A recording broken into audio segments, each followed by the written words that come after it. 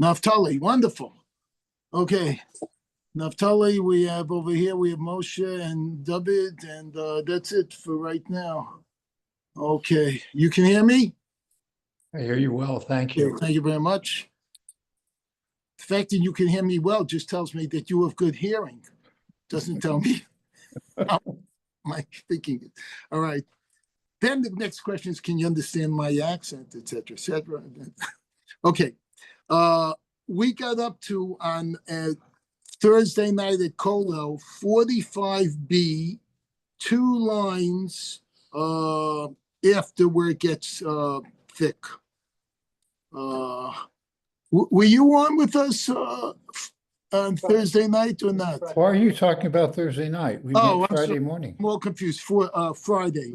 Yeah. So Arab Shabbos, we finished. Look, it's Sunday morning. All right. I didn't Okay. even walk my dog yet. I mean, Tzah Balei Chaim, I let her out for a second. You know, give me a break. Okay.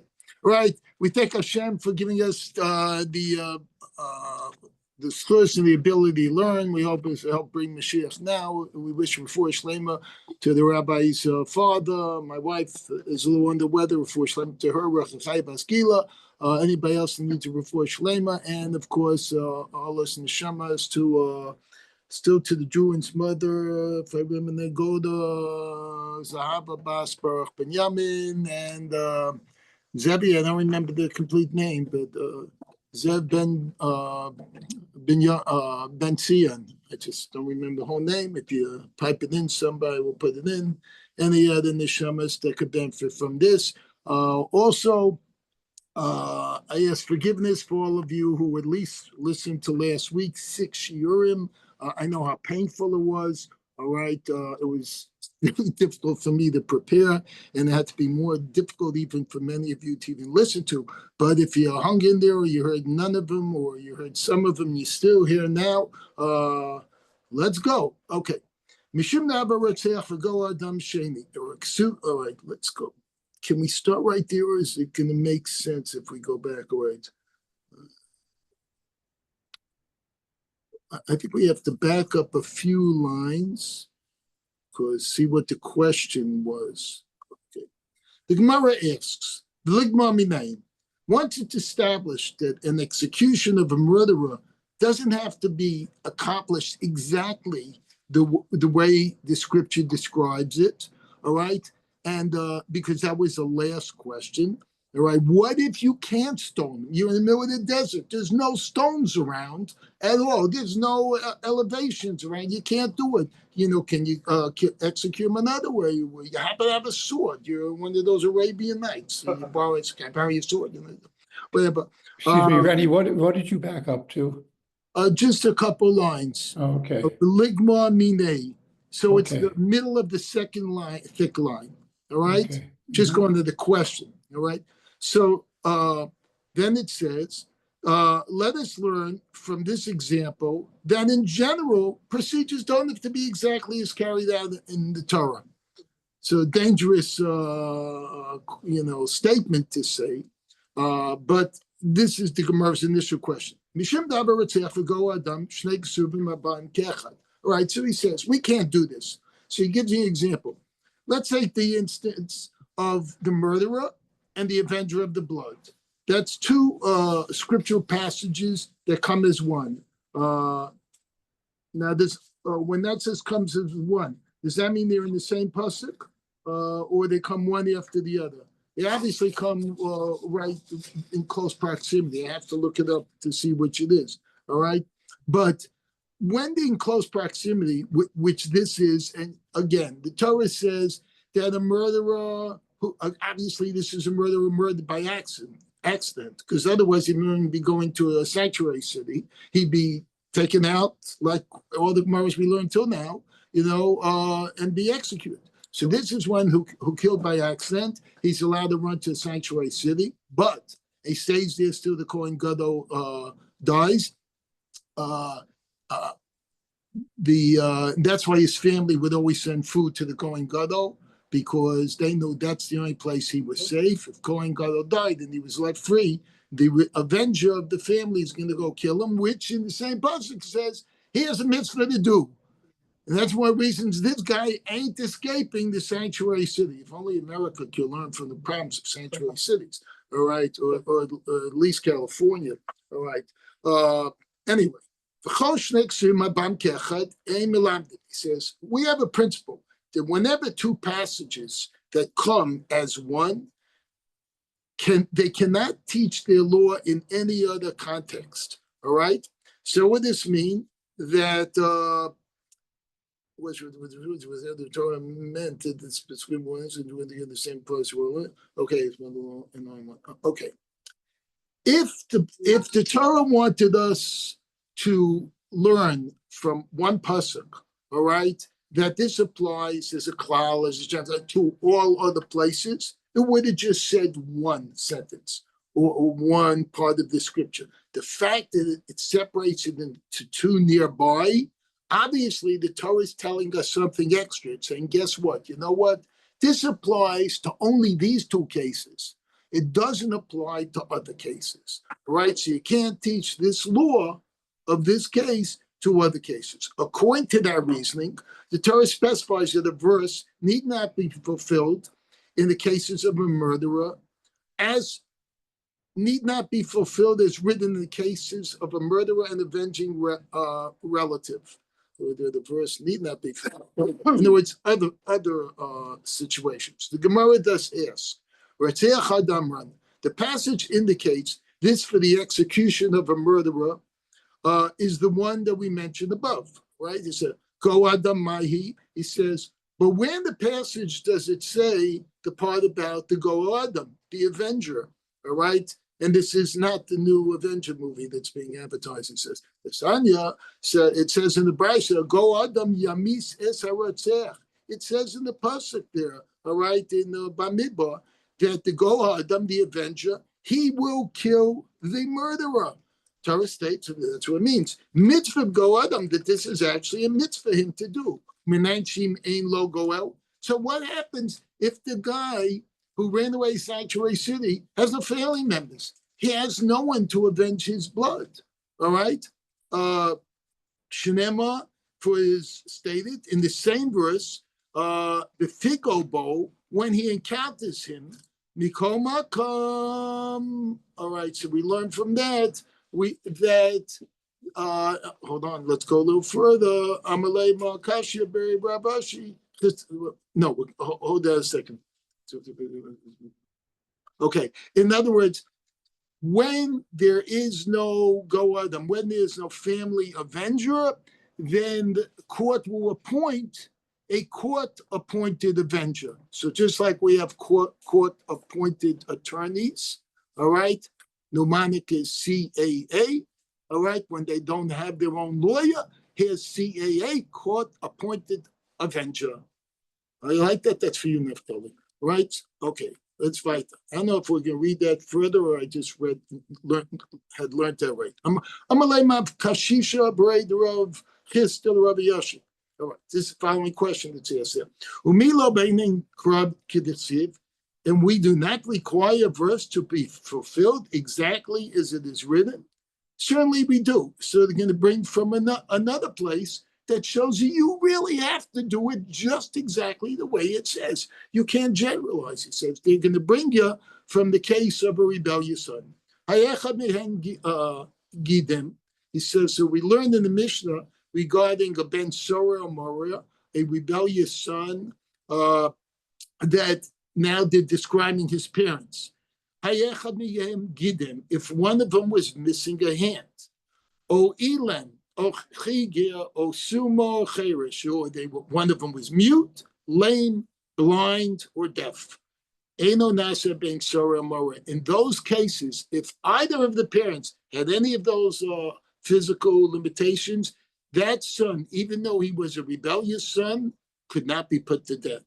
We do know historically that we actually never had the case of Ben Sora Moria, all right? But nonetheless, you still learn things, just like if we can't do Korbanos nowadays, we still say Korbanos Riyetze, all right? So we learned this even though we never actually did it. So it says there, how do we know that, if the parents were missing any of these attributes or or physical parts that we can't kill the rebellious son.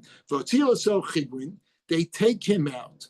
So it says they take him out. That means they're able to walk and take him out. Therefore, we're excluding from that part that they're lame.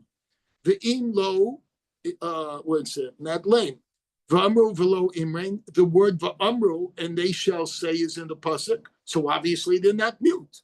B'neinu zeh v'lo sumin. They describe this our son. These are the words of pasuk. How could you say this our son, pointing to this? Just like Zeh Caleb Yambel, they're pointing to Hashem, the children are saying, how do you say Zeh, specifically our son, if they can't see him? All right? So obviously they weren't blind. The verse then says, he doesn't listen to us. So how do they know he's not listening to us? Proves they're not deaf, because they're yelling at him, or they're telling him, don't do that. And he's doing it. And he said, I don't care. I'm going to do it. So if they don't hear from him, so they're not deaf. So that's their proof. All right. My timer. So what's the reason the Tana exempts the boy from death? Under these circumstances, if they are not fulfilled. Isn't that because we require a verse to be learned exactly as it is written? All right? It's funny, but you say this, and you could see the Karaites could have made a claim. Look, it says we need a verse exactly as written. But for them to make this claim, it's like a stupid question. They would have had to learn Gemara, because the question's being asked in the Gemara. And since they didn't hold by Mishnah Gemara, Tosha Peh, they could never quote this question. So anyway, going back, how do we know that specifically you need to learn the pasuk exactly as stated? Lo shani asam. No, in general there is not such a requirement. All right, this is just like we said in the previous example. All right, but there is a ben Soramora. But by ben Soramora, it is different. Here it is specifically different. The Kulei Kra Yuseru, because the entire verse, all right, is actually superfluous. All right. Thus, we understand is to teach the conditions set forth are absolutely essential. All right, so wait a minute. Morning. I missed you. All right. The Kulikroy Zero, for the entire verse, which describes the pretrial procedure, is superfluous. Okay?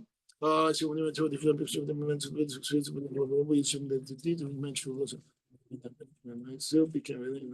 okay, so the question is, you might have thought the other things were just, for example, illustrative purposes. They're saying, no, they are required. So we understand to teach that the conditions set forth are absolutely essential by the rebellious son. The Gemara quotes a Bryce in support of this. Tashmar, come and learn. All right, so now we can bring a third case.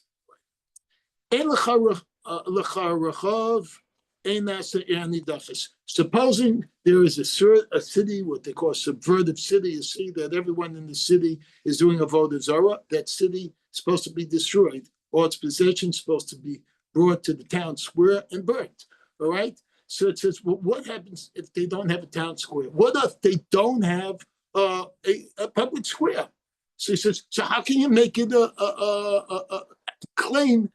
This is a subverted city. This is Nidachas. Isn't that a requirement? It says in the pasuk. Rabbi Shmuel. That's according to Rabbi Shmuel, because Rabbi Shmuel, like Rav Shimon, many places, he says you got to go exactly the way it says. If there's no public school, one second. That's what's what Rabbi Akiva on there, but what Rabbi Akiva says, guess what? If it ain't there, make it there. If there is no public square, then go build a public square and then bring down all the stuff there and then burn it. All right? Ad kind lo pli. So the Gemara analyzes this brisa to deduce its proof, he said. Now, Rabbi Yishmael, Rabbi Akiva, they don't really disagree insofar as the fact, Elama Dama Saba, except that one holds Rechavet and Mikarabinan, in which Rabbi Shmuel says the public square to be there from the beginning. Umasab and Rabbi Akiva holds Rechavet Dahashta Nami de Mikara Dami. He holds that if you make it now, it's as if it was always there. So it's I don't know, some like a legal term for that. Maybe Naftali. If it's there now, it's as if it was always there. Is there a term for that? I don't know. Okay, but anyway, you understand it. But everyone agrees you need the public square. So that's the point. Rabbi Shmuel and Rabbi Akiva agree you need the public square to go burn all the equipment there. But the thing is, the argument is whether or not it was there before, or you make it there now if it's not wasn't there before, and it still counts. The American concedes this price supports the principle of Shmuel. Now Shmuel he's very medactic. He's very exacting in things the way it is. By the way, there are no handouts for today because basically we learn this all from Psukim and Agadata. All right. It asserts that there are only other Tanam who dispute it. All right. So we'll learn how other people disagree with Shmuel. Tanaihi. Actually, Shmuel's principle is a subject of a Tanaic dispute.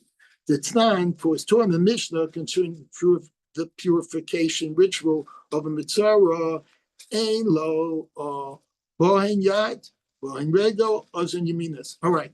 When a mitzvah is a leper, is at the end of his nadam. A leper. A person who has leprosy. At the end, after he's deemed by the Kohen, by the priest, finally that he's okay to be purified.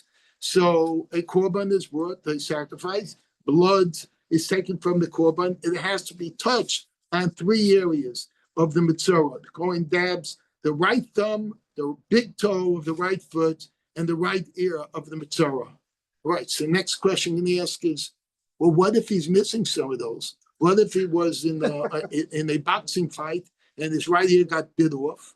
What if he, accidentally cut off a finger or a toe? All right. So how can he ever be purified? Does that mean he remains a mitzvah for life? Rabbi Eliezer says no. Rabbi Eliezer says no. You know what? Go to the amputated part, and that Kohen would put it there at the part where the ear grew from, where the joint was. Then unjointed, there's no amputated, and the same with the toe, and that will count. You still do it the right way, right? Rav Shimon says, who's again very exacting, says no tenal small of yotze. You know what? Just you still have to do it. Go to the left side. Okay, Professor, we are now on 45b, still by the Mishnah at the bottom. So it says, all right, Kohen is gone. So now we're going to discuss what happens to the bodies, how they're handled. Kohen is come Nuslin different Rabbi Eliezer. So he says, all those that are stoned, afterwards they're hung. And we're going to explain what do you mean afterwards they're hung. These are the words of Rabbi Eliezer. The Chamimrim eno nitla ela megadef ha'oved avodah zarah. Only 2 types of people who are hung: the blasphemer and the idolater. They get skila, and afterwards they will be hung. Now the other page we learned earlier that the man, we put a loincloth in front of him from a fig tree. All right, but the woman, we kind of make a bikini. We put one in the front and one in the back by the private parts. And again, this is, and I guess up above as well, just for tznius, even though, they're dead, or about to die. I mean, you treat them still, body still respectfully. Divrei Rabbi Eliezer. So Rabbi Eliezer says the man, when he's hung right afterwards, is hung facing the people. All right? Divrei Rabbi Eliezer. That's Rabbi Eliezer. The Chanamrim, he says, Ha'ish nitla bein ha'ish nitles. All right? Only the man is hung, but not the woman is hung. All right? So according to the first view, which was Rav Eliezer, the man is hung facing the people, but the woman's turned around away facing the people, staying to see her back. All right? But according to Chachamim, only the man is hung, but not the woman is hung. Again, this is after they've already been killed. All right? They're not being hung alive, Only a is hung, but the woman is not hung at all. One second. Place is not hungry though. Amalahan Rabbi Eliezer. So Rabbi Eliezer says to Chaim, "Hello, Shimon ben Shetach, Tala Nashim Beshkelon." All right, this was the story we had the other day. This is your children's book, Naphtali, the 80 witches. All right, we had a whole story with Shimon ben Shetach. I won't go over the story we did the other day. You can just review it on YouTube. All right, if you weren't at the class, and he ended up hanging in the same day 80 witches. All right. So they're going to ask a different question now. First of all, it says you hung. Question number one is obviously they hang women, according to this viewpoint. Number two, the question is, wait, I thought we learned somewhere else that you can't do a capital case court on two capital cases in one day. So how could you possibly hang 80 women in one day? That's 80 capital offenses. So clearly then Shimon ben Shetach's action was an extra legal measure. No proof can be brought from it. That's the first answer we're giving. We're going to give a better answer, another answer afterwards. Okay, so now the Gemara. Right. Tanu Rabbanan. The Gemara to the Brisa. The humus, right? It says word behumus. It actually says behumus hames. It's going to be double words. The dead one will be killed. All right. Humus besalita. The dead one will be hung. So what do you learn? That you first put him to death by skila or whatever. All right, and then you hang him. And this is quite different than other types of hanging in other cultures and in the old days in the United States. Because I might have thought that those executed by the court are subsequently hung. All right, this is why we're bringing this up here. Talmud Loma Kikilas Elohim Taloi. So he says, wait a minute, there is a pasuk, there's a sentence that says, the man who curses God, he is hung. So we're given a specific type of person that's hung. The blasphemy says, Mamakalo Zebeskila. So just as the one who cursed God became subject to and was subject to stoning, he was subsequently hung. Avkosha Beskila is subsequently hung. So they want to kind of make, I don't know if it's a Gezerah Shav here or whatever, but the initial sentence thought of the Gemara is, look, this was just an example, because it said everyone should be hung after they're killed. So, and then it says, okay, the same word is used. Hold on, wait, let me go back in. Just like the Makalo, the blasphemer was killed with stoning, he has to be hung. So we're drawing from that. So everyone who's killed with stoning, all right, they didn't have to have been a blasphemer, but they were their conviction was that they should be stoned. They should also be hung. It's an initial thought. This is according to Rabbi Eliezer. The question, what? Don't ask me questions. No. I don't know the answers. Yeah, go. If they don't say they're in the middle of the desert and stuff, yeah, and they didn't have knives and stuff, can they use poison too? Well, we said earlier, that was the question earlier. What if you can't, or if it's not, it's certainly something we're going to learn. Okay. But the Gemara will discuss, or did, and I forgot already, that when you can't kill them by that way, you kill them by the second best way. Yeah. No, I just said that before. You must be sleeping. I said, if you're in the middle of the desert, you can't push them off a thing you understand. You ask the Arabian guy next to you with his Arabian knife, wake up, baby. Have some more coffee. You're right. By the way, I took some coffee this morning, even though I stopped coffee because it's the only way I get, supercharged to give the class. The Chamim Mamrim, all right, and the Chamim say, he says, sages say, wait, just as the person, God bless you, who cursed God to find the fundamental basis of our faith, all right, and he was hung, so too, anyone who denies the fundamental basis of Hashem to be holy. So they bring in this. Now, let's just continue more, because we're not been up to yesterday's page. The Gemara now isolates the underlying point of contention between the Tanam. But I come iflagate. What's Rabbi Eliezer really arguing about with the Chachamim? Rabban and Darshu Klalei Aprat. This part I'm going to read you now. I don't really understand because I never understood it the first time we learned the difference between the klal prat, a general and a specific, and the riboy miyut, like a plural or more encompassing and a constricting. All right, we had this a while ago, another Gemara, and I didn't understand it then. Telling you I don't understand that, I'm going to go right through it. And please, if you know it, fine. And if you don't know it, then all of us don't know, and we'll find out from Rabbi Smith at Shirakas of Shlishi when he comes back, hopefully on Yom Revi or Yom Chamishi. He's coming back this week.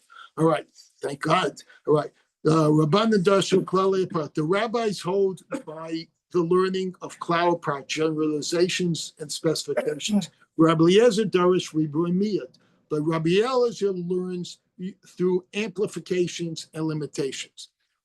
So Gemara explains, Rabbanan Darshan Klal Prat. How do Rabbanan learn with these generalizations? It says, "V'humas besalita."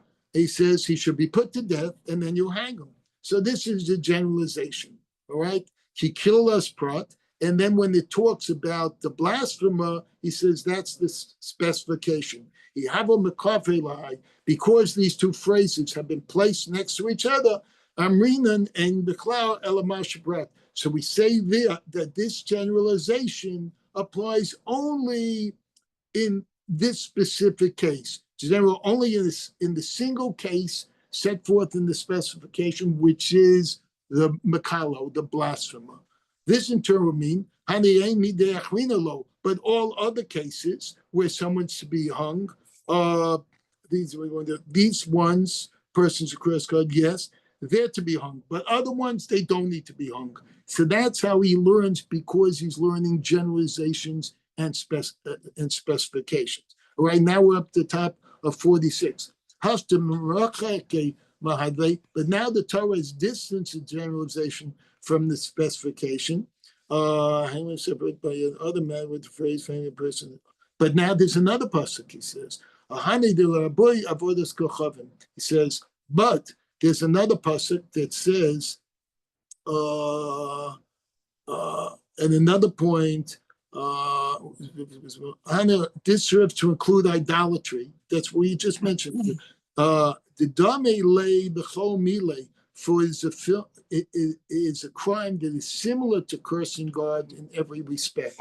Right? Rabbi Eliezer Darish Riboy Miyat, because Rabbi Eliezer expounds it with amplifications, limitations. He thus views the passages concerning hanging as follows. This is his opinion. And this is where I'm not totally clear on what is going on. For humas besalita riboy, because it initially says he'll be put to death and then you'll hang him. This is what's called the amplification.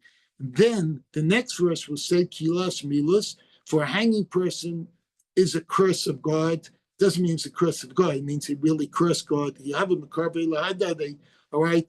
This is the limitation, because if these two have been placed close to each other, which they initially weren't, they weren't. All right. I would have thought that this applied only to idolatry, but criminals who's to the class of criminals who are hung. The Ramila b'chol milei. For idolatry is similar to cursing God in every aspect. But now that the Torah is distance the passages from each other, this serves to include in general even other convicts executed by stoning. Again, I don't really understand it, but when you learn the second way, you come to the conclusion that everyone's included. But when you learn the first way of Klal Prat, you say, no, you can't expound this further. Again, don't ask me any questions, I guess, because I can't really explain the answer. All right, let's continue. Ha'ish Tolan, the man is hung.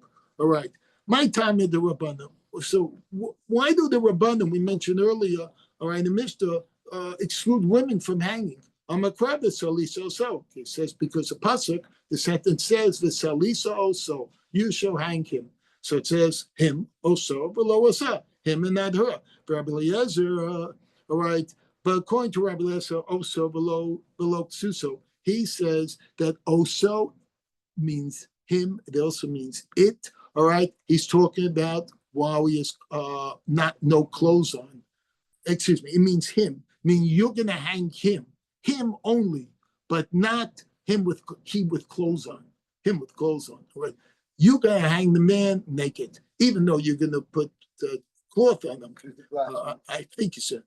No, this is talking about.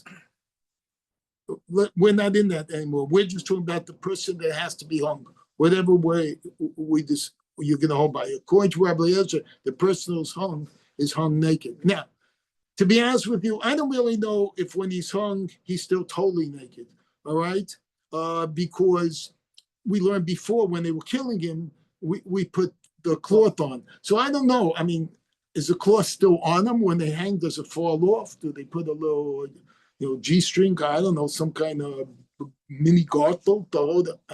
I don't know that. All right, I'm sure it's written somewhere in here, but he shall be hung. It says according to Tosfos, the convict himself shall be hung, his body and not his clothes. All right, so it sounds like he's hung naked. Rabbanan and the sages says, Ein hachinami. Yes, certainly. That's the way it is. The phrase is indeed to be expounded, as Rabbi Eliezer claims. That's actually what you just said, David. Very smart guy. You always think ahead. Ela Amakra, but the pasuk says, if a man shall have committed a sin, there's a sentence. Ish v'lo isha. It says ish, a man. It doesn't mention women. All right. So therefore, we shouldn't apply hanging to women. Rabbi Eliezer says, "Hi, the ish." My Darish Bay. So Rabbi Eliezer, who says that women will also be hung, is he the one who said that both? The King says Rabbi Eliezer respond. Let's see, how's he respond to this? The Ish, what does he say? Amar Reish Lakish. Reish Lakish says Ahulamute ben Saramara. This is to exclude the case of and we just mentioned this case, the son who is a rebellious son. That's why he uses the word ish, man. Remember, Ben Sora Mora is 12 years old or something like that. I think he's before pre-bar mitzvah. All right. Anyway, Vatanya. But then we learn. Then good morning. Ben Sora Mora Niskal V'Nitla Divrei Rabbi Eliezer said that even Ben Sora Mora, after he is stoned, he's hung. All right. We see then Rabbi Eliezer holds that the rebellious son is indeed hung. All right. Elama Rav Nachman Yitzchak, but no, Rabbi Nachman Yitzchak said the Rabbi Ben Sora Mora, he still holds that he is hung too. He's included in that. All right. And that's how his explanation of the word ish. All right. My time. So what's Rav Eliezer's reason? By the way, remember, in history, we've never actually had a rebellious son. So we never actually hung one. All right. So we're just learning what the halacha would have been. Right. So you have to learn. By the way, we are now on page Memvav 46a, second thick line, 4 words from the end. My timer. What's the Rabbi Eliezer's reasoning? Damar for this verse concerning hanging state if a man would have committed sin, ish filobain. It doesn't say a child, right? A man and not a son. Misha al cheto nerog says the law, no photography, no paparazzi. The law of hanging, no flash photography. Remember those signs? The law of hanging applies to he who was executed for a sin. Yatsa ben Sora Mora shall shum sufo nerag. This is very interesting. He says, wait a minute. A ben Sora Mora was not executed because he sinned. It was because he potentially would sin. We recognize that this type of psychotic or personality, or what do you call the guy who's really against psychopath? Psychopathic, personality. He's eventually going to kill somebody. All right. So, but he wasn't executed because of his sin. It was premeditated hanging, premeditated stoning and hanging, according to this. Interesting. But we never really did it. Thus, in this case, one exclusion following another exclusion, because that's when in this verse, all right, ela and inclusion. All right, one negative, Tyson negative is a positive. It's very interesting. So here we say when you have an exclusion followed by another exclusion, then it becomes an inclusion. That's why Ben Murrah would have been included in the hanging according to this reasoning. Okay. So you might say, why do we learn all this about Ben Murrah? We never had one in history. You know, you learn all this stuff will happen to Ben Murrah, all right? I don't think any kid's going to want to be rebellious and go, oh, no, you know what they're going to do to you? They're going to push you off a cliff. If you don't die the first time, they're going to go and stone you in the heart. If you don't die the second time, then they're going to, all the people around are going to stone you. They're going to kill you there. And then, you know, once you're dead, they're going to tie you in. They're going to hang you up facing you. It's like, I ain't doing anything, you know? Right. Okay. You say joke writer. It's called Scared Straight. Scared Straight. You got it. Maybe you're a joke writer. Okay. I'm gonna hang up. I don't have joke writers. Okay. Yeah, we're gonna go into that. All right, we didn't reach it yet. I'm gonna hang up. Hello, Shimmy. Ben Chetach Tolaneshin. We're gonna ask a question. Well, wait a minute. Now we just learned that you don't hang women, but didn't Shimon Ben Chetach, the case of the 80 witches that were hung, all right? Didn't he hang women? All right. Before we were asking just the fact how did they judge two capital offenses in one day? Now we're just going back to the fact, how did he hang women? You're not hanging women. And before we said what was an unusual circumstance, the Mishnah refers to the idea that the court may not try two capital cases in one day. The Gemara now will clarify what we meant by that, because we still have the question, how could you have hung 80 women in one day if you can't even judge two capital offenses in one day? And Rav Chisda says, Loshano ela b'shtei mitas. They're only talking about when you have two different types of execution, not where they're all to be convicted by the same type of execution. Of a mita achas danin. So that's why they could line up all 80 witches. They judged each one. Each one was going to be, if found guilty of to be stoned. All right, and afterwards hung, and that's why they could do that. And we mentioned previously that you got rid of the witchcraft by lifting them up in the air, because they had to be grounded in order for the witchcraft to work. If you take them off the ground, the witchcraft won't work. What's interesting, just a side point, is it's not a joke. Is in karate, all right? There's a concept of grounding, all right? And the people who know it will know that if you know how to do it and you can stand there and ground yourself, all right, that no one can push you over. And I've seen this demonstrated. They just can't. You get big guys, they can't because they're grounded. In other words, if you're grounded, all right, you can't be affected by something. And it sounds like that's a very similar concept here with the witches. As long as they're on the ground, they could do their black magic. I'm trying to be a joke writer. Okay. High heels for women. Yitzhak, why don't you pay attention to the Gemara? High heels for women. Okay. Do they have to have red bottoms? I don't know. Okay. Okay. The Shimon ben Chetach, the Mita Achas Have. So in the case of Shimon ben Chetach, good morning. All right.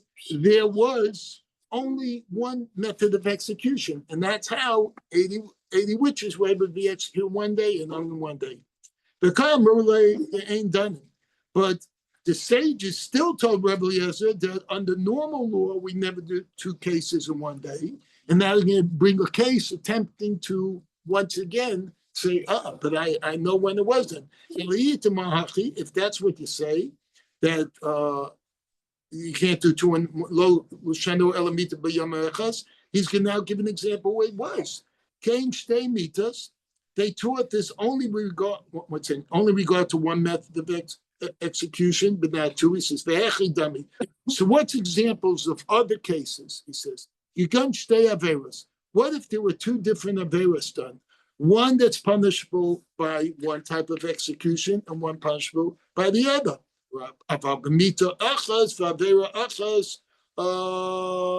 Done in, all right? So with regard to cases involving the same type of execution and the same transgression, then they could do those cases in one day, but not if there was two different results of the conviction, all right, based on the type of avera. This avera is going to get, let's say, this one is going to be burnt, and this one is going to be the head chopped off. Right? It's two different eventual convictions, eventual executions, if they will be convicted. All right. So you know from the beginning, you don't know if you can convict them or not. You know from the beginning what the execution will be. So if they're different, that you could do, but if that you can't do. But if they're the same, you can do two in the same day, and that's how they were able to do all 80 with witches. Okay. Masiv Rav Adaba Ahava. So Rav Adaba Ahava objected. He didn't like that answer. You say you can't judge 2 in 1 days? He says, what about an adulterer and an adulteress? All right. They're doing the same crime. Says, so how do you judge the adulterer and the adulteress if they did the identical transgression, and therefore they should have the same method of execution? The Gemara answers, Tagamur Rav Chisda b'vas Kohen Rav. He says Rav Chisda was interpreting the Brisa as dealing with a Kohen's daughter and the man who cohabited with her. Guess what? In that case, there's 2 different Averis being done. Or else we're calling join a witness who discredit her as witnesses. Again, they're saying they're different. In these cases, one act of adultery leads to 2 different death penalties. And thus it is understandable why the Brisa rules that 2 defendants cannot be tried on the same day. So in that Brisa, there were 2 possible different results. The Mishnah states that the Shimon ben Shetach's execution of the sorceress was not carried out according to normative Torah procedures. In connection with this, the Gemara discusses the general authority of a court to impose extra legal penalties. All right, continue. Again, we're bringing from a Brisa. Tanya, Rabbi Yosef ben Yaakov. So we learn Rabbi Yosef ben Yaakov says, Shamati, I heard in the Brisa from my teachers, based in not convention shalom in the Torah. The courts can actually inflict lashes, Malchus, thank you so much, and capital punishment in situations that are not mandated by the Torah. Hold on a second. Amen. Amen. One was enough. I'll take another sip just to cover you a second. Thank you. Okay. Below love world divrei Torah, he says there were cases where Basin actually did takanas. They did things which, if someone would transgress, they would be punished. But these were not actually written in the Torah. So what gave the right for Basin to do these takanas? He says, it's not with the intent to transgress statute of Torah. The courts may impose this measure. All right, we know this is Basin was given the right to make a fence around the Torah, meaning that to protect one from transgressing the Torah. So to protect one from transgressing the Torah, Basin or Rabbanan makes takanas, extra measures, so that if one transgresses, there will be punishments, and that's all to protect you, the person, from doing something even worse. And they're going to give an example. So he says, at the time of the Greeks, there was a man riding a horse on Shabbos and the Shabbos day. All right, they brought him to Beis Din and they stoned him. It's not that skila, stoning is the punishment for breaking a twig, for riding a horse on Shabbos. He says, but it was necessary for that time. Based in Suah, the time of the Greeks, and we know that the Jews, many of them were starting to get into that Hellenistic culture, and they were starting to assimilate. So they had to make very strict laws, so to kind of keep the Jews away from the possibility of assimilation, all right, and then getting themselves in trouble. And this is why many from communities really keep to themselves and wear the same clothes and this and that, and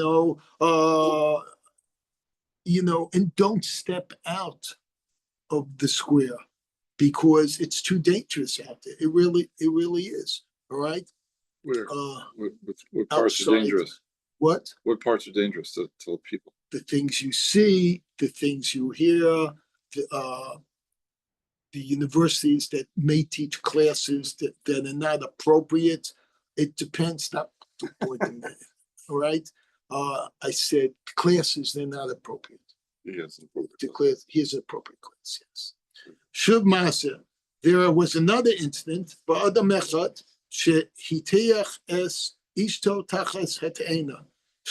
It's another case. A guy was cohabiting with his wife under a fig tree. They weren't using the fig leaves. They were just doing it outside. Why do they care about the fig tree? Like, why not just outside? It just happened to be under a fig tree.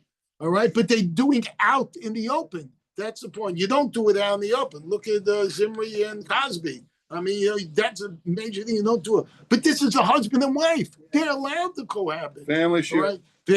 That's all right. But what I said is, I'm saying, they were cool. You know what? They got flogged for doing that. Why? Because you can start doing that. This is not the Woodstock era. You don't do that at all. So you do anything like that, guess what? You're going to be flogged. What does flog mean? Is that Malchus? Whipped. So it's Malchus. Faust is drowned. Flogged. Whipped. Okay, so is it the same as Malchus? Anyway, they'll be flogged. All right. Ella, get a room. What's that? Oh, That's where the expression came. I'm trying to give you jokes. You don't tell me. I don't want jokes. I want to get the Gemara done. Ella, so once again, why did they punish them so severely? Because at the time demanded that. They saw, if they're going to get away with this, a lot of things are going to go out in public that shouldn't be that way. All right. Now we're going to discuss exactly the hanging procedure. Professor, that's the picture you looked at. You were looking ahead. Keita, tell us so. How do we hang them? Mishakin es a Korah ba'aretz. You know how you put up a fence here in Florida, the wind fences? You kind of dig a hole in the ground and then you put the post in. So they put in a vertical post in there, all right? And then they build a beam coming out of the post. So it looked like an L, but upside down, okay? So it looked typically like our mailbox posts, right? But we usually hang the mailbox on top. So they hung the guy below. All right. It said protrudes first. And then they remember he's dead already. So this is the corpse. They tie his hands together with the rope, and then they take the rope and they hang the rope on this beam that's sticking out. All right. And that's how he's hung. I'm sure that's how the picture is. It's too graphic. Okay. All right. Rabbi Yosef, well, you can imagine that. Okay. So he's not hung like this. He's hung with his hands tied together, and the rope is continued up, and that's hung up. And this doesn't last very long. Rabbi Yosef says, "Hakora muta koso." All right, now okay, so that's the first thing. Rabbi Yosef says, you know what? They don't necessarily dig this beam into the ground, the post. They just lean the post against the wall. If there's a wall there, so they take this L shape, all right, and they lean it this way. And then when they hang the guy, the center of gravity is coming this way, and that's why it's all balanced. All right, just think of it. If the L is going this way, they're not hanging him at the end. They'll put him in, and he's going down. Well, either way, even if it's at the end, they balance the angle enough so that's how he's hung. But again, how long is this? All right, Osin, he says, and this is how butchers would hang the cows after they were checked. I guess they were shechted. All right, so they don't sink it into the ground. It says, and immediately after he's hung, then they untie him. So the hanging is it's not for display for hours. It's not. It's a 1 second or whatever. It's a quick hanging so the people there can see, yes, look, he's dead. You see it because maybe they didn't see he was dead because that was a thing happening on the ground. right? When they pushed him off, even though people there was, I think the crowd couldn't see he was on dead on the ground. Right. Now, I guess in the third case, situation where the crowd had to stone him because he didn't die from the fall, he didn't die from the big stone that was thrown on him by the second witness, all right, that they all got in the action, but they still don't know that he was dead. How do they know he's dead? Because if he was dead, then they hung him up for a second, they wouldn't see he's dead. Matira told me they would right away, though, not to embarrass the body any further, all right, untie him. V'imlan over below sasa. And if he's left overnight on the gallows, then the court transgressed to los tasa, meaning that's an avera for the court. So the court wouldn't want to do that. She didn't do that. Shadem, how do we know that? Because the pasuk says you don't leave his body overnight on the gallows. He cover because he should be surely buried. All right. And we've been doing a lot of this the last few days. We're bringing pasukim, sentences where the word in the sentence is double form. All right. Here, kavod, well, sure. When we say in English, instead of doubling the word, we're just saying surely it should be done. Mut you mut. He'll be killed. He'll be killed. It is. We've been doing this constantly. So here it says he'll be buried. Be buried. All right. Kavor tikbarenu, which just means you make sure you bury him. All right. The verse states. So we're going again. Clash Elohim. What again in the blasphemer? After he's hung, we read this before. After he's killed, he's hung. He says, "Tali for a person is a curse of God." And again, why did it say it's a curse of God? It's just like lashon nakiya. It's a nice way of saying what he really did was he cursed God, right? Because we don't even want to say that. So why was this person hugged? Now again, there was a Gemara. Gemara always tries to use nice verbiage. It's because he blessed God. He doesn't really bless God. He cursed God. But we would say curse God. So we almost talk. Gemara's talking sarcastically. You know what? He blessed God. But this is all lashon nakiya. We always try and say the nice way, even though we mean the other way. People understand what we're talking about. Okay. No such thing as a curse. That's a separate issue. Okay, that there's no such thing as a curse because God doesn't do things bad. But we're not getting into that now. Amar Rabbi Meir. That's all right. That's a separate topic. Amar Rabbi Meir. Rabbi Meir said, when a man is suffering, Shechina Malashon Ameris. What does the Shechina say? Kalani mirash, kalani mizroi. Oh, my head is burdened, and my body, I am burdened. All right. In kain hamaka mitzvah adam and shirasham shenisraf. So that would mean that even evil people, the Shechina has God Himself is mitzvah has pain from killing the evil people. So if it says that by evil people, whoa, that it bothers God, it certainly would bother God by tzaddikim. Whoa. All right. The Mishnah returns to the previous topic. The idea that transgression is committed if the court allows a convict's corpse to remain unburied overnight. All right, almost by the bottom of Daf Amud Aleph, because good, we can make it. V'lo znu b'vadamu. Ella ko hamelin es meso over below sasa, he says. Okay, and not just the court, excuse me. We said this in reference to the convict, but not just that, anyone who leaves his deceased relative unburied overnight transgresses a negative commandment. So there's a mitzvah. You must bury the person as soon as possible. Don't let it stay overnight. What if he's left overnight because of the sake of his honor? He says, like lahavi aran v'techrichem. Let's say, wait a minute, the truck that's coming from another state that's bringing the pine casket, and the Chevra Kedisha was out of Tachrichem. They're bringing the new supply. It's not showing up till the morning. So you can't bury him without a casket. You can't bury that person, the corpse, without Tachrichem. So what if it's for his own covet? All right. In those cases, I guess you can. All right, do it. The Mishnah proceeds to discuss the burial. Wait, is that what it said? I think so. The words have been discussed, and whoever love. In this case, he does not transgress any prohibition. All right. So if it's for cover hames, for respect of the dead body, then it's okay. All right. Weiter. Below, I covering us so bekivros. Doing a great job. One more water here. Give me more. No, I want you to just pay attention. Man, so like zeroed in. You zeroed in? Zeroed in. Okay, all right. Below, how you cover? If you were zeroed in, you would never have stopped and talk to me. Right. Below, I covering also bekivros avosav. Now, where does this convict get buried?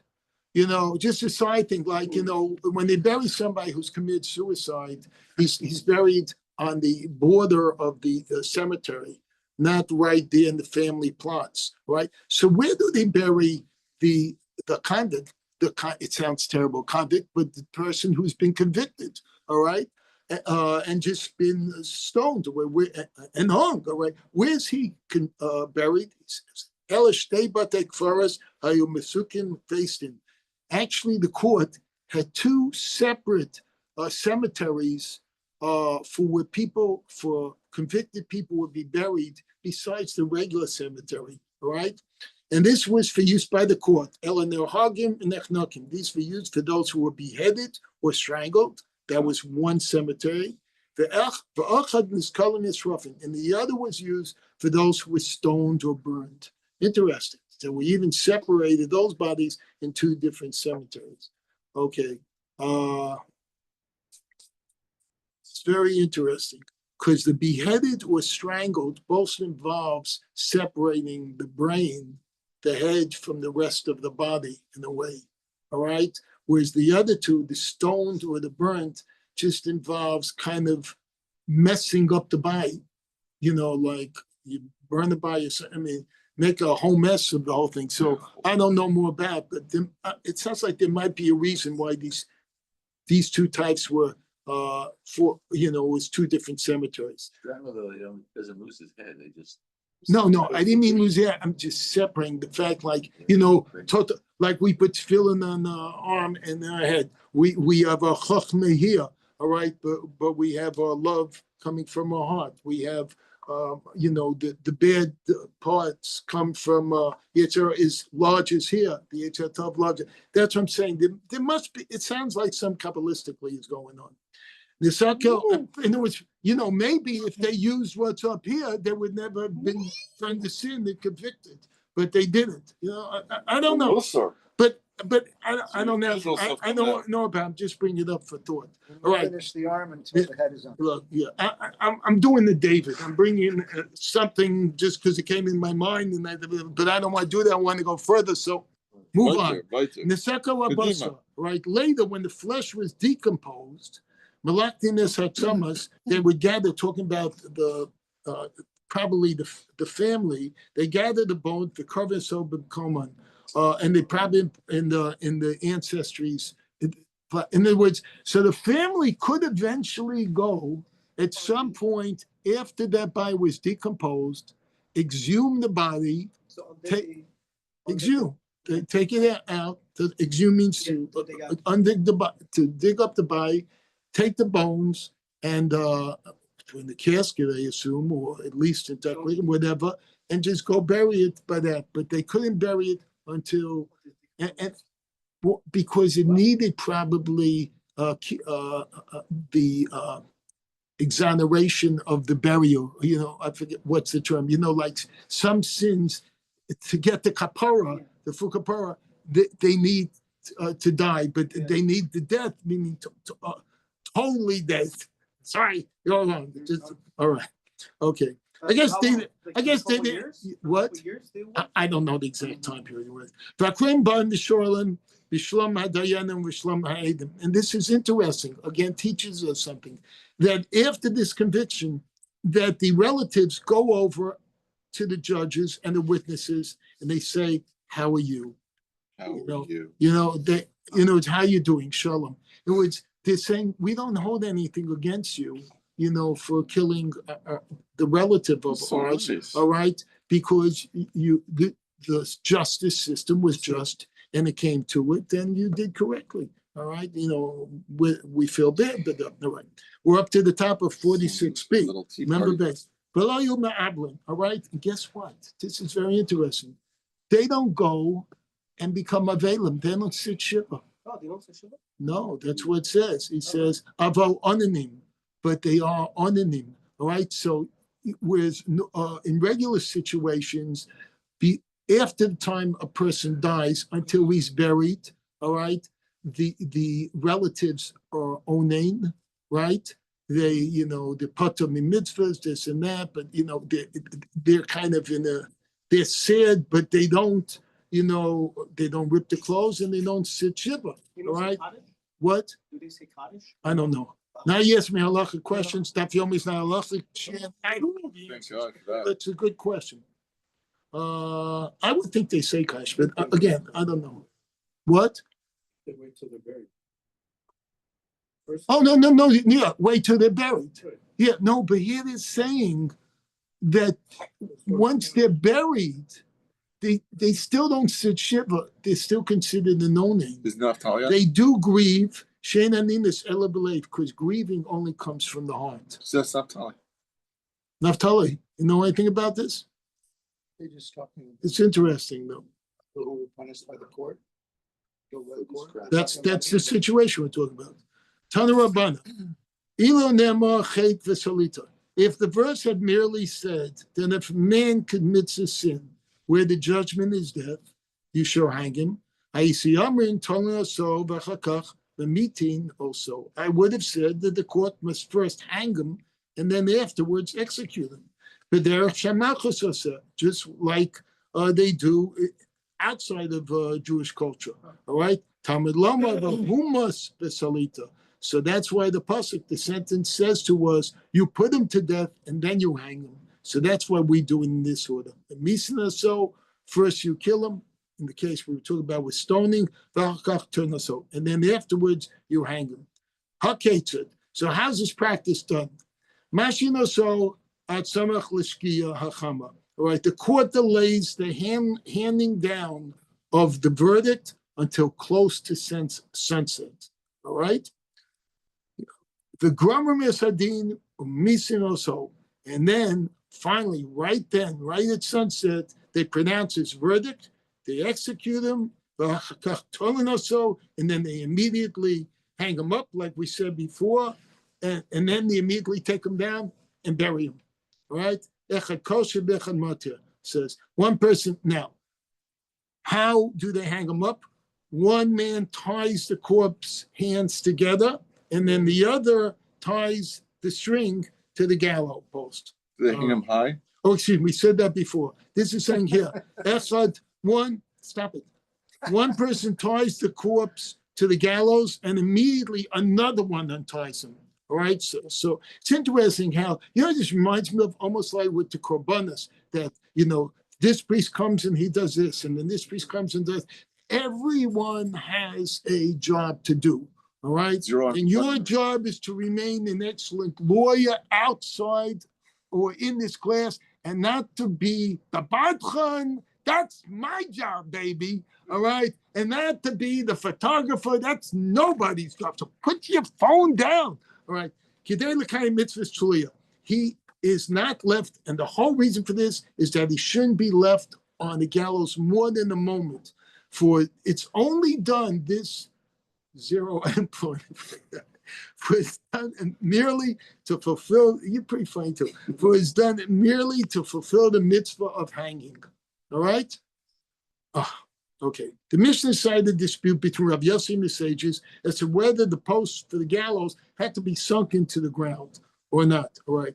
Bryce now relates what's the underlying point of contention. And why are they arguing? He says, Tana Rabbanan. Rabbanan says, it's true in the Bryce Eitz. Eitz is a tree. Shemani, bein talosh, bein mechuba.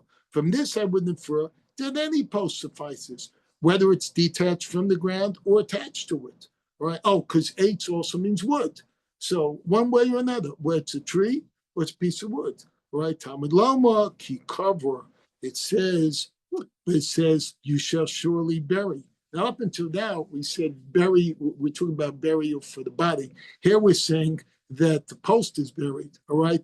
This indicates the post must be buried alongside no. You're saying that after the death, you take the post out, the woods, and you throw it in on the side of the grave, all right? Because previously we learned that you take the stone that was used to kill him, and you throw down the side of the grave. And then we asked the question, all right, but the stone we said was always there in case he didn't die.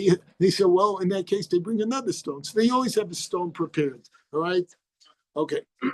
Premeditated stoning. There's always a stone waiting, you know? Okay. Next, all right. The Mishen Mechusa Elakfura, and that post must be something that lacks only burial, all right? Yatzezeh Shemechusa Kitita Ukvura, all right? Excluding then is a post that lacks both severing from the ground and burial. That's a tree still rooted to the ground, which could only be buried after being chopped down. Interesting. Rabbi Yosef Misheina Mechusa Elakfura, the post must be something that lacks only burial, but and this excludes a post that lacks both pulling up from the ground and burial. That is, a post sunk into the ground, then you cement. So they must be pulled up before being buried. All right. Just arguing, you know, exactly which post. The lynching from a tree. The lynching from a tree, they chop the limb off and then they bury the limb. They wouldn't chop the tree off. That's what I think I read. The tree can't be, post can't be in the ground. It has to be out of the ground to start with. No, that's But so in Western movies, they just. Oh, we're not Yeah, talking about what's. but I'm saying that if the post was actually a tree, Okay. the Living beam tree. was the limb, then they cut the limb off and After bury the that limb. time. If they cut it off before, then how's he hung? He's worried about the tree being cut. That's The what- tree wasn't cut. That's Don't how worry. I understood it. Don't worry. All right, could be wrong, but that's how I understood. Your job is when you go home, look it up. Hang on a tree that's rooted. It's not a true hanging. It's not the walk of hanging. Is that right? What if there are no trees there, but they have wood? Yeah, Then right. they make the thing, they put the lantern, they That's put it on the ground. So I'm saying there's three categories here. I think if there was a tree and they use that, I think afterwards they cut the limb off. I'm not sure. I think I read that somewhere. Okay. So if soon as someone finds the right answer, throw it into the next class.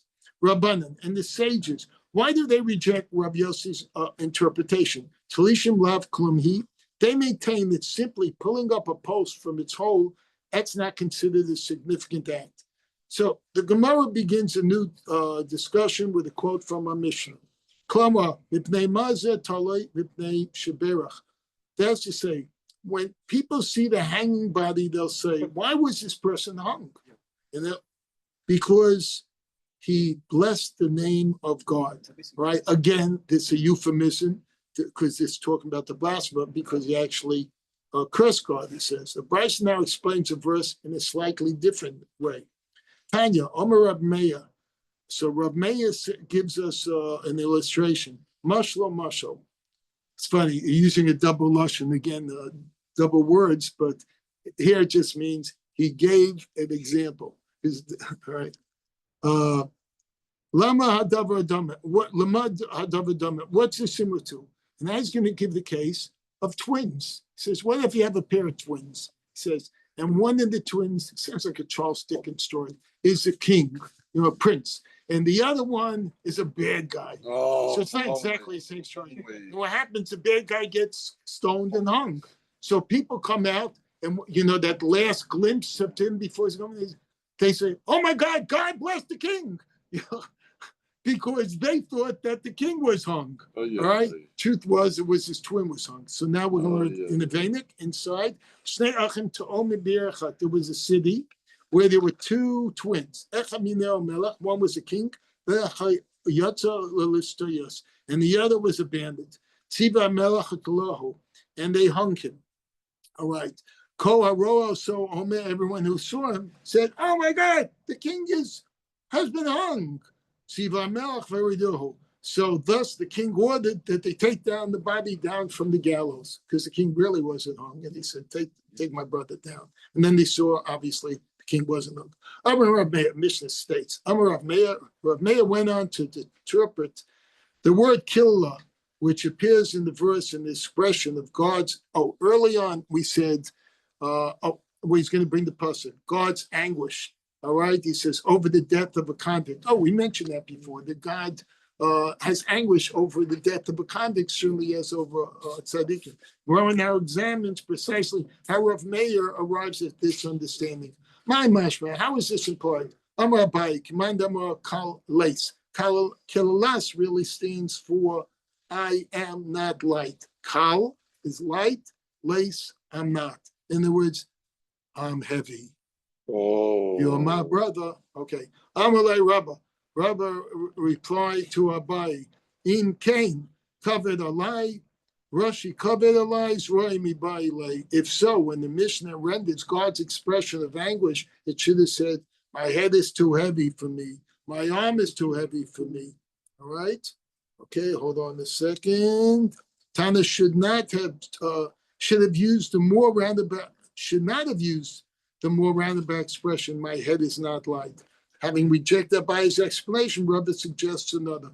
Ella Amar Rabbi, so Rabbi says, Command Amar, Kirli Amar. It's like the one who says, the world is too light for me. All right? What do you mean the world is too light for me? So Hashem is saying, the world is too light for me.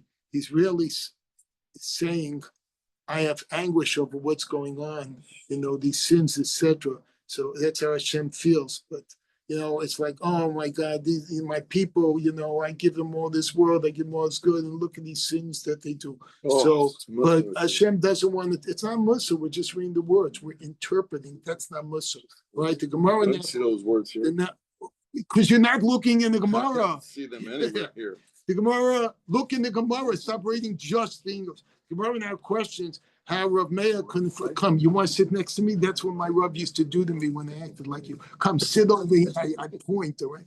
The Gemara now questions how Rav Meir couldn't infer from Kilalas that God's expression anguish over the death of criminals when this word is apparently needed to teach us something else. Hani by Leila Gufa. All right, but this word Kilalas is needed to convey its own law. What's that? It teaches that it's the blasphemer and those guilty of similar crimes that are hung. Because Kilalas also is like the Makala, all right, the person who curses. The word is the same letters. In Cain, if it's so that only this implied, they Mikra Mikalo. So then why didn't it say the word Mikalo in the Chumash, the blasphemer? Why does it say kill us? My kill us, why kill us? Okay, which implies the anguish that Hashem has. The Gemara answers, but say that the entire word comes to teach us this. That perhaps kill us implies only that the Shekhinah feels anguish, and it doesn't teach us anything concerning which criminals are about to be hung. In other words, don't use this pasuk and say, oh, only those, because earlier on we were arguing about who's hung, this and that, right? So don't try and grab this pasuk and say, oh, this shows you that these type of people are hung and that other type of people. Don't do this.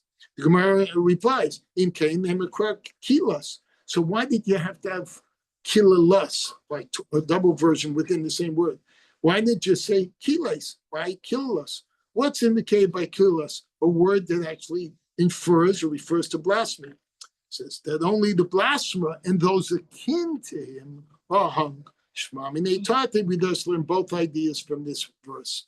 Okay? And earlier on in the Gemara, we just learned today that the blasphemer and the idolaters, all right, those two, all right, are very similar.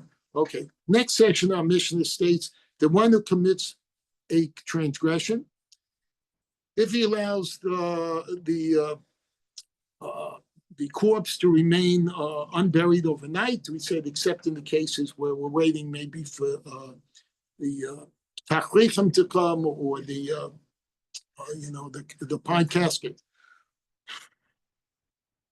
All right, what's the source of this? Veloza, one moment. Of course, sir.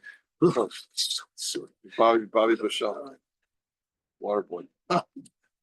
Bobby, what's his last name in this? Bishop, Boucher. Amen. To your bracha. No, I made one bracha. I have to keep on making more brachas. You won't give me cookies? I'm making that bread, right? I don't want the cookie. No, don't give me. Velozu bilvad. Not only did the sages say that, pay no attention to the man behind the curtain, right? Velozu bilvad. Not only did sages say this, Amar Rabbi Yochanan Mishum Rabbi Shimon ben Yochai. Rabbi Yochanan says the name of Rabbi Shimon ben Yochai. Minayin lemelin es meso shobe Allah below sasa. How do we know that if someone leaves him unburied overnight, they transgresses a negative commandment? Talmud Lama kikabo tikparenu. Again, another double verbiage. All right, because it says you should bury, which in English they write here surely bury. Right. Mikan lamelin es meso shovea below sase. So that double lashon from that double verbiage. All right, we learn that the person that doesn't bury the corpse commits a negative avera. The avera of that don't let it stay overnight. Ikadamri. There are those who report Rabbi Yochanan, Amar Rabbi Yochanan Mishum Rav Shimon ben Yochai, that Rabbi Yochanan Shimon ben Yochai said, "Remez l'kfur min Torah." Right? Where's an allusion to burial in the Torah? How do we even know that we have to bury anybody? Talmud Lama kikava tipareno. So he's going to say, yeah, because it says you should bury, surely bury. Mekan remez. I just read that twice. So, no. So that's the first answer. From there, we see that you should. Wait. No, did I just read that twice? Wait, so it says Mekan remez. Oh, so the first answer is because that those words are used that you should bury, surely bury. That's where we learn you should bury a body after it's dead. Amalei Shabbat Malka Rav Chama. So he's going to give a story here where he says Kura Mina Torah Nayan. How do we know that that bury was from the Torah? Ishtik. Excuse me. In that story, King Shapur said to Rav Chama, "How do we know that bury was from the Torah?" All right, because he obviously, they didn't always bury. All right, I don't know, maybe they burnt the bodies, like the ones that went out to sea, like the Vikings, right? Maybe, they didn't always bury, or they left the dead in the field after, a battle. All right. Anyway, so if the king is, so look, this answer, all right, Ishtek v'lo amalei midei. So Rav Chama remained silent and didn't tell him anything. So he didn't want to tell him the right answer. Rav Acha Bar Yaakov says, Imsa Ama Bidei Tifshe. The Tifshe, the world would have been delivered into the hands of fools, right? The Bai Lei Lamema Kikava, for had Rav Chama given him the answer and said, you should bury, that king would not have liked the answer. And then guess what? He and all his fools would have killed the Jews. So you got to know when to just shut up and put up. All right? The Gemara shows why Rav Chama did not cite this verse. The Lebed Lei Aaron. This is, it could be argued, mandates that only that the coffin be made for the corpse. It does not necessarily show that the corpse must be buried in the ground. It's interesting. We're trying to break up this into how do we know exactly this? Take Bareno. So he says, but it's a surely bury him. The repetition says not only make tachlichim and the coffin, but put it in the ground. The Gemara says, Lamashmalei. It's still in the story. He says, if we said that King Shapur would not have accepted this type of exposition, all right? The king was a Gentile, would not have considered to be valid to expound the redundancy in the scripture. In other words, he just wouldn't understand and go say, you mean you learned that because the word was, repeat it twice. I have a court jester that has what do you call it? He Stutters. stutters absolutely right. He does. He repeats everything twice. I don't learn anything from friends. So anyway, I guess that's what's going on. So Gemara suggests another possible source. The Rav Chama should have said a requirement to bury the dead is evident from verses which record that various righteous people were buried. And right when it comes to your mind, Maros HaMachpelah. When the Gemara shows that this too is not a compelling proof. One could argue that this is simply a prevailing custom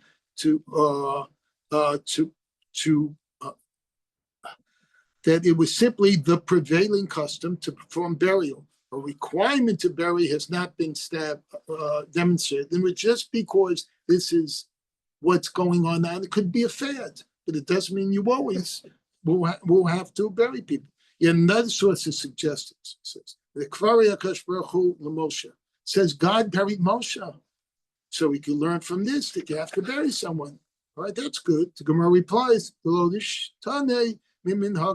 could have been that God buried Moses simply so that the corpse said his corpse not depart from the generally accepted custom.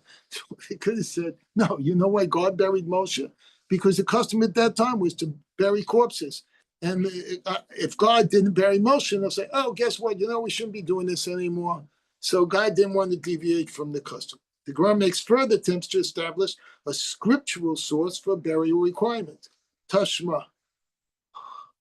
Okay, almost up to the bottom of the page. We're going to make it. We're going to finish this stuff. Tashma. The Safta Lo Chol Yisrael B'Kibroso. All Yisrael will eulogize him and bury him. This indicates. Where's that talking about? That's talking about by Ahiyah Hashiloni. It says the prophecy that Ahiyah Hashiloni addresses to the wife of King Yerovam concerning her ill son Aviyah. So he's saying, don't worry, Israel will eulogize him and bury him, I guess, when he dies. This indicates that scripture considers it fitting for a corpse to be buried. The proof is rejected.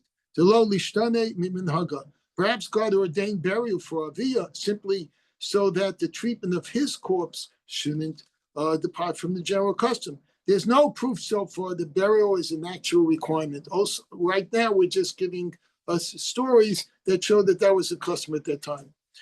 Okay, one more possible source is suggested. Concerning the wicked population of the town of Anassas, all right? So that's a story. Radak is giving this story. So based on Radak to Yirmiyahu 16:2. I'm not going to look it up now. You can look it up. He says, they shall not be eulogized, nor shall they be buried, those wicked people. They shall be dung upon the face of the earth. Whoa. So they're going to disintegrate into dung. Since this verse characterized the lack of burial as a curse, it would appear that in general, God sanctions the practice of burial. Very good answer. The Lishtene. This is before or after David? This is in Yirmiyahu, whenever that was. I don't know. The Lishtene miminhaga. The curse was that look up when Yirmiyahu lived, look up when David lived, and you have your answer. The curse was that their curses will be treated differently from the general custom. There is no indication, however, that burial is an actual requirement. Gemara seeks the rationale for the institution of burial. Ibailahu, they raise the following question: is burial practiced because it avoids disgrace to the deceased and family, or mishum kaparo, or is it they bury it because that's part of the kapara, that's part of the atonement of the deceased? All right, we know certain kaparas, certain atonements are achieved by fasting, certain are achieved by saying Vedas, certain achieved by Yom Kippur, certain achieved by by Misa, being dead and being buried. All right, whatever more there were, I don't know. The Kapara explains, the Gemara explains the relevance of this inquiry. But my nafkamina, what difference does it make? what's a practical consequence? A practical consequence emerges in the case of one who declares that after he dies, what if he says, "I don't want to be buried"? I was saying that he wants to be cremated. Say that, But he family says, share. no, because we don't believe that. But what if he says he doesn't want to be buried? If you're going to say it's because of this, it's a disgrace not to be buried, lo kol kamine. Is it not in this person's power to refuse burial and thereby disgrace his family? Well, the question here is, who is it a disgrace of? Is it a disgrace of the corpse not to be buried, or is it a disgrace of the family that they have a family member that now laying not buried? So who's actually being shamed? All right, disgrace. V'yamart mishum kaparahu. If you say it's because it needs an atonement, haramar lo be'ina kapara. This person who said, "I don't want to be buried," he's saying, "I don't want an atonement." Right? And there's no reason to bury him. So what then is the answer? The Gemara attempts to prove the main purpose of burial is to avoid disgrace. Tashma so come learn the proof from the fact that righteous persons, meaning Abraham, Yitzchak, Yaakov, Sarah, Abraham, Yitzchak, Come on, you got this. You got this. Our patriarchs and matriarchs, except for Rechel. No, Rechel was also were buried. The Amras Nishim Kapara. If you're going to say that the burial was for atonement, we have a little problem. Tzadikim lechaparat shrichei. These were tzadikim. They never did any sins. They were chariots to God. So obviously, couldn't say they were buried. All right, because of an atonement. The Gemara responds in. You're right. Adam ain't tzadik ba'aretz asher yaseh tov lo yechtav. It's written. There's not such a righteous man on earth who does not only good and never sins. Well, he's quoting that pasuk in Koheles. Thus, it is possible that atonement is indeed the main purpose of burial. So even though we say that patriarchs and matriarchs never sinned, all right, we don't know. It is possible, at least according to Koheles, that somebody, let me finish, that somebody might have sinned, all right, and therefore it needs to bury for kapara. Tashmav saftolo kol Yisrael kapara. Okay, so now we're going to go on and say concerning Aviyah, which was the previous story, the son of Yervam. The verse states, and all Yisrael will eulogize him and bury him. V'yamras kiheche deteo ve le kapara. Now, if you say that burial was practiced so as to provide atonement for deceased, so why was Aviyah the only one of Yervam's family whom God allowed to be buried? Anachnami likavru. Let these others also be buried in that family. So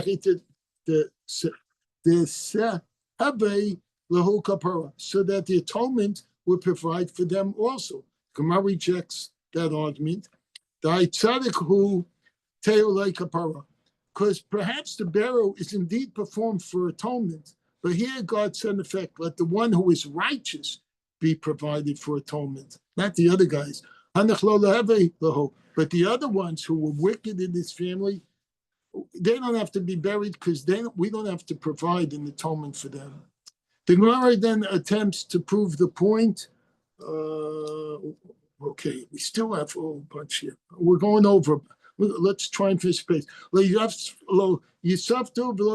Concerning the wicked people, it says they shouldn't be eulogized and they should not be buried. The Gemara responds to Velaho Kapara. All right. On the contrary, they were to remain. Oh, it just jumped to me. Hold on a second.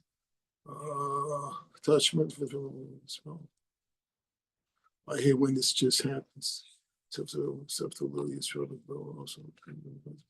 Sorry, bear with me a second. My finger hit to it.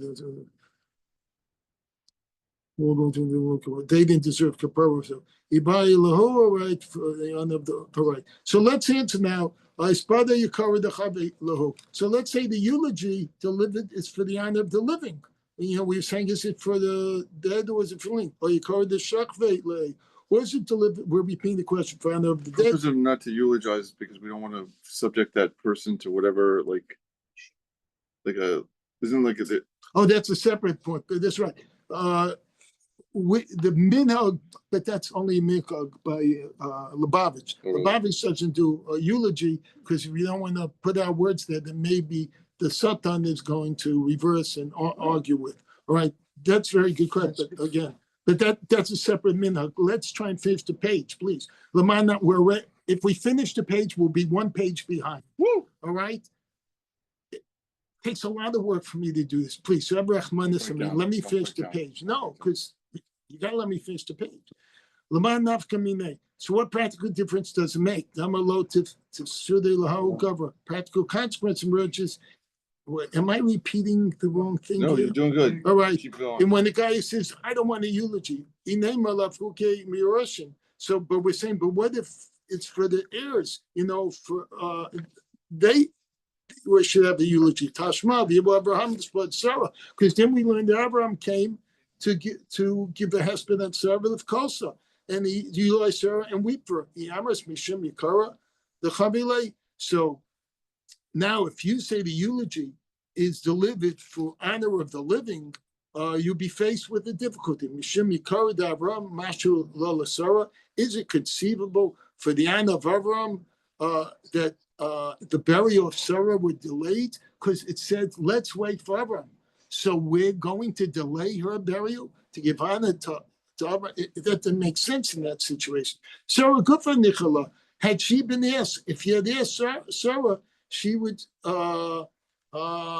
prefer, she would have said, we're saying, delay it.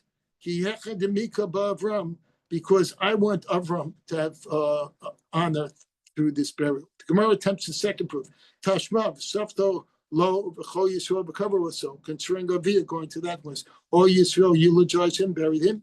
If we say eulogy was for the honor of the living, so why weren't, didn't they read this already? No, keep going. Oh, okay.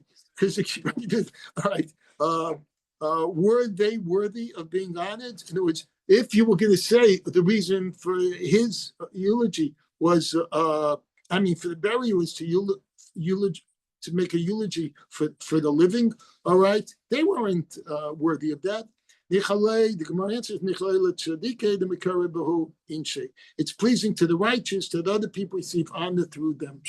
Okay, and that one was righteous. Another proof to the same effect. Tashma, it says by wicked people.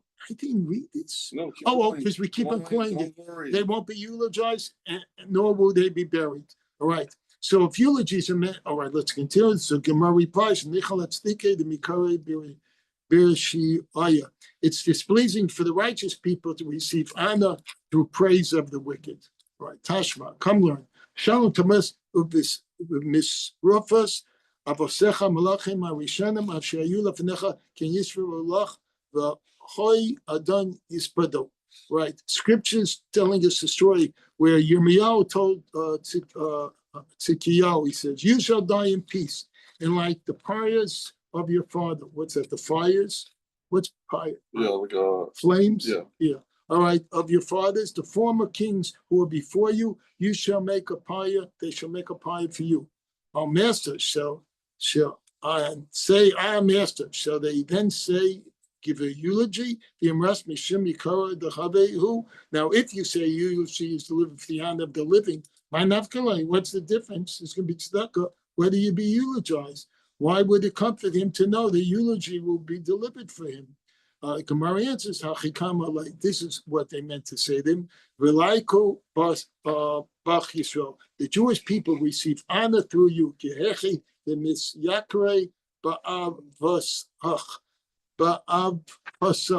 Just as they receive honor through you. Well, whatever the last sentence was, it just jumped. Hold on a second, the last few words. Just as they, what was the last sentence? Hold on. I hate you. Listen. But just as they receive honor through your forefathers, the early kings of Judah. All right, we finished. Thank you very much. All right, you still have 20 minutes to daven. Wait, let me shut this off. There's a eulogy